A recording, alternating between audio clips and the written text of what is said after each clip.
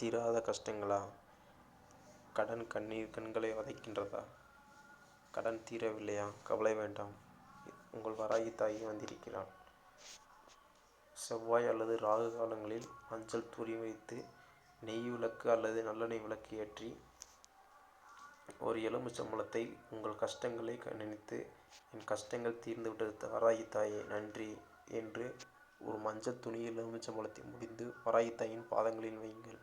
வைத்து ஓம் வராகி தாயே போற்றி என்று 9 அல்லது 11 அல்லது 108 முறை ஒற்றைப்படை வரிசையில் மந்திர ஜெபம் செய்யுங்கள்.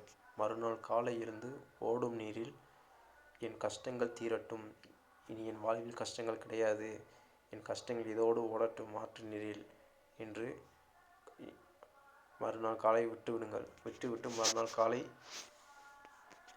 ஓம் வராகி தாயே போற்றி என்று மந்திரம் ஜெபம் செய்யுங்கள். 21 நாளில் உங்கள் கஷ்டங்கள் மெல்ல மெல்ல குறையத் தொடங்கும்.